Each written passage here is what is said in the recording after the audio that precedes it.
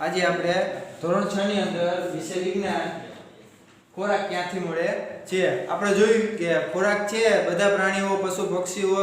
જીવાણુ વિષાણુ bacteria દરિયાઈ પ્રાણીઓ વગેરે આ પ્રકારના સજીવો છે એના ખોરાકની અંદર અને પોતાના જીવન વ્યવહારની અંદર પણ ભિન્નતા જોવા મળે છે તેમ તેના ખોરાકની અંદર પણ ભિન્નતા જોવા મળે છે વાત કરીએ એમ કે અમુક પ્રાણીઓ છે તે શાકાહારી હોય છે અમુક પ્રાણીઓ છે તે તૃણાહારી હોય છે અમુક પ્રાણીઓ હોય છે તે મિશ્રાહારી પ્રકારની જે છે અન પ્રકારની જે ક્ષમતા છે તે ધરાવતા હોય છે આમ જુદા જુદા પ્રાણીઓ અને તેમના જીવનની રહેણીકરણી છે તે અલગ અલગ જોવા મળી આવતી હોય છે જેને કારણે તેનામાં સજીવની અંદર અલગ પ્રકારની ભિન્નતા અને પર્યાવરણ પ્રત્યેની જે તેની રહેણીકરણી છે તેને અનુરૂપ છે તે વ્યક્તિ છે તથા પ્રાણીઓ છે અથવા પશુ પક્ષીઓ છે તો દરિયાઈ પ્રાણીઓ છે અને વનસ્પતિ પણ છે તે પોતાના મૂળભૂત સ્વભાવને લીધે તે કાર્ય કરતી હોય છે જેને કારણે શું થાય છે તે પોતાનો એટલે કે કાર્ય કરતી હોય છે એટલે કે તે પોતાનો ખોરાક આ રીતે ગ્રહણ કરતા હોય છે જે તે વ્યક્તિ વાનગી અને તેની સામગ્રીઓ છે હવે જોઈએ વાનગીઓ તો કઈ કઈ વાનગીઓ છે રોટલી ચપાતી સામગ્રીઓની અંદર શું આપેલું છે લોટ અને પાણી એટલે કે જ્યારે તમે રોટલી અથવા ચપાતી બનાવતા હોઈએ છીએ ત્યારે તમારે લોટ અને પાણીની જરૂર પડતી હોય છે બરોબર છે લોટ અને પાણીની જરૂર પડે છે તે જ રીતે દાળ કઠોળ પાણી મીઠું તેલ ઘી અને મસાલા એટલે કે દાળની અંદર કઠોળ પાણી તેલ મીઠું ઘી અને મસાલા આ બધા પ્રકારની વસ્તુઓની જરૂર પડે છે જેના કારણે આપણે આ દાળ છે આપણે બનાવી શકીએ છીએ એટલે કે જુદી જુદી વાનગીઓ બનાવતી વખતે આપણે જુદી જુદી પ્રકારની સામગ્રીનો પણ ઉપયોગ કરવો પડે છે એટલે આ પ્રકારની વાનગીઓના આધારે આપણે શું કરી શકીએ છીએ આ બધા ઘટકોની ચર્ચા આપણે વર્ગખંડમાં કરી શકીએ કે રોટલી બનાવતી વખતે ચપાતી બનાવતી વખતે લોટ પાણીની જરૂર પડશે તે જ રીતે દાળ બનાવતી વખતે કઠોળ પાણી મીઠું તેલ ઘી અને મરી મસાલાની જરૂર પડશે એટલે આ બધી વસ્તુનો આપણે ઉપયોગ કરી શકીએ છીએ કે અમુક પ્રકારની વાનગીઓ તૈયાર કરવા માટે ખીર બનાવવા માટે કઢી ખીચડી બનાવવા માટે પંજાબી શાક બનાવવા માટે પાવભાજી બનાવવા માટે પાણીપુરી બનાવવા માટે દાબેલી બનાવવા માટે ત્યારબાદ જેના મંચુરિયન ભેળ ચાઇનીઝ ભેળ હાકા નૂડલ્સ મેગી આવી જુદી જુદી વાનગીઓ બનાવવા માટે ઢોસા બનાવવા માટે ઘૂઘરા બનાવવા માટે બરોબર નાયલોન પાણીપુરી બનાવવા માટે સમોસા બનાવવા માટે પછી રગડો બનાવવા માટે આવી જુદી જુદી પ્રકારની વાનગીઓ તૈયાર કરવા માટે આપણે જુદી જુદી પ્રકારની સામગ્રીની જરૂર પડે છે તો આ સામગ્રીનો ઉપયોગ કરીને આપણે કોઈ પણ એક વાનગી બનાવી શકીએ અથવા જે તે અનુરૂપ વાનગીની સામગ્રી હશે તે જ વાનગી બનશે હવે તમારે ઢોસાની વાનગીની સામગ્રી હોય ને તમે એમ કહો મારે પંજાબી બનાવવું છે તો એ ન બને વિદ્યાર્થી મિત્રો એટલે આ વસ્તુ છે આપણે ખાસ કાળજી રાખવાની પંજાબીની સામગ્રી હોય ને તમે એમ કે મારે ઢોસા બનાવો તો અશક્ય વાત છે એ થઈ શકે નહીં જે શક્ય હોય ને એ વસ્તુ આપણે કરી શકીએ છીએ એટલે કદાચ એમ થાય પાણીપુરી તમારી પાસે પડી હોય તમને એમ કે પાણીપુરીનો આપણે દાબેલી બનાવી છે તો એ દાબેલી ન બને પછી પાણીપુરી જ બને એટલે આપણે પાણીપુરી જ બનાવવાની રહી એટલે જે તે સામગ્રી અનુરૂપ જે તે વાનગી તૈયાર કરી શકીએ છીએ અને આ બધી મનુષ્યને એટલે કે માનવની વાત કરી કે આ જેમ જેમ સમયનું પરિવર્તન થતું ગયું તેમ તેમ તેના ખોરાકની અંદર પરિવર્તન પણ થતું જોવા મળ્યું વિદ્યાર્થી મિત્રો આજ તમને કોઈ જોવા મળે કે ખેતરમાંથી લઈને સીધા બટેટા ખાઈ લે છે અને તમને એવો જોવા મળે તો એ વ્યક્તિ આદિમાનવ હોય છે કદાચ હોય તો આ સમયની અંદર આધુનિક યુગની હા પહેલા જીવન જીવતા વ્યક્તિઓ કે આ આદિમાનવ સમયની અંદર કે આપણા જે પૂર્વજો છે આપણા જે વૃદ્ધો છે જે થઈ ગયા છે એ આદિમાનવ જેવું જીવન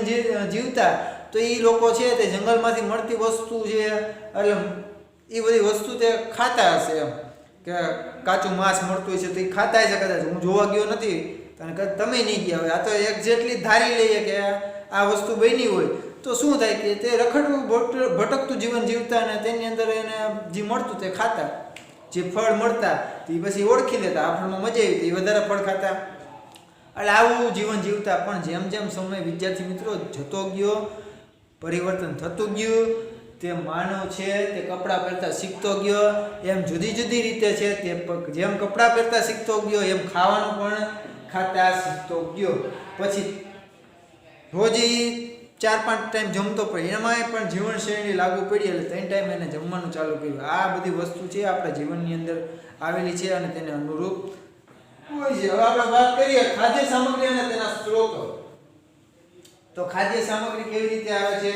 અને તેના સ્ત્રોતો કેવી રીતે હોય છે, ઉપયોગમાં લઈ શકીએ છીએ, બરોબર છે. તો સૌપ્રથમ વાત કરીએ કોઈ પણ નાની એવી વસ્તુ, ચોખા, અડદ દાળ, મીઠું પાણી, મરઘી મસાલા, તેલ, ઘી, પાણી, દૂધ, ચોખા ને ખાંડ, આ બધી વસ્તુઓ છે ક્યાંથી મળે છે? તો સામાન્ય વાત કરીએ, ખાંડની વાત કરું તો ખાંડ છે વિદ્યાર્થી મિત્રો, તો ખાંડ છે તો સૌપ્રથમ એક ખેડૂતનું ખેતર હોય અને ખેતરની માલિકા એટલે એમ કહી શકીએ ખેતર જ્યાં છે ત્યાં પેલા એને વ્યવસ્થિત સમતળ કરેલું હોય, પછી ત્યાં ખાંડને મેળવવા માટે, ખાંડ સીધી મળતી નથી વિદ્યાર્થી મિત્રો, એના માટે એને શું કરવું પડે કે શેરડીના પાકનું વાવેતર કરવું પડે. નાના નાના છોડને પહેલા ક્યારા કરવા પડે અને પછી એમાં વાવેતર કરવું પડે. વાવેતર કર્યા બાદ એની અંદર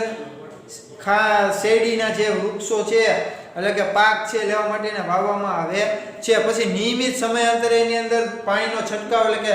સિંચાઈ વ્યવસ્થા કરવામાં આવેલી હોય છે વિદ્યાર્થી મિત્રો. સિંચાઈ વ્યવસ્થા થઈ ગયા બાદ નિયમિત સમયાંતરે એની માવજત લેવામાં આવે છે, નીંદણ દૂર કરવામાં આવે છે, પાણી પાવામાં આવે છે અને ત્યારબાદ એની અંદર જો કોઈ પણ રોગ લાગુ પડે તો એને દવા છાંટવામાં આવે છે અને સારા એવા પોષક તત્વો મળી રહે વિદ્યાર્થી મિત્રો. એટલે તો એની અંદર આપણે ખાતરનો પણ છંટકાવ કરી શકીએ છીએ. દેશી ખાતરની વાત કરી હતી, રાસાયણિક ખાતરની પણ આપણે વાત કરેલી છે. ત્યારબાદ ધીરે ધીરે ખાંડનો પાક એટલે કે શેરડીનો પાક છે તે શું થાય છે? વિસ્તૃત થતો જાય છે એટલે કે મોટો થતો જાય છે. મોટો થઈ જાય છે ત્યારબાદ એક સમય એનો લણણીનો આવે છે. લણણીની અંદર આપણે તે પાકને શું કરીએ છીએ? દાંતેડા વડે, ટ્રેક્ટર વડે, હાર્વેસ્ટર વડે અને ત્યાંથી દૂર કરવામાં આવે છે. અને આ વસ્તુ બને છે ત્યારે એને શેરડીને આપણે ક્યાં લઈ જઈએ છીએ? ભેગી કરી અને જ્યાં એનું કારખાનું હોય શેરડીમાંથી ખાંડ બનાવવાનું ત્યાં આપણે એને લઈ જઈએ છીએ અને ત્યાંથી આપણે અમુક પ્રોસેસમાંથી પસાર થઈ, ઔદ્યોગિક એકમોમાંથી અમુક પ્રોસેસમાંથી વિદ્યાર્થી મિત્રો પસાર થઈ એમાંથી ખાંડ બને છે અને ખાંડ તૈયાર થઈને વળી પાછું એનું પરિવહન થાય છે. પરિવહન થઈને આપણા સુધી ખાંડ પહોંચે છે. એ જ રીતે ચોખાની વાત કરીએ તો ચોખા છે દક્ષિણ ભારતની અંદર લેવામાં આવતો એક પાક છે વિદ્યાર્થી મિત્રો. એ સીધે સીધા તમે ચોખા નથી મેળવતા કે સીધે સીધા તમે ચોખા નથી તમે ખાઈ શકતા. તો ત્યાં દક્ષિણ ભારતની અંદર છે તે વિપુલ પ્રમાણમાં એને પાણીની પણ જરૂર પડે છે. તો દક્ષિણ ભારતમાં તમે જાઓ તો ચોખાની ખેતી કરવામાં આવે છે. તો ત્યાં ચોખાનું વાવેતર થાય છે. પછી મહિના સુધી ચોખાને પાણીના ખેતરો ભરી દેવામાં આવે છે અને તેની અંદર છે એનો પાક ઉગાડવામાં આવે છે. ઉગાડાઈ જાય બાદ પછી એની લણણી કરવામાં આવે છે અને પછી લણણી કરી અને સરસ મજાના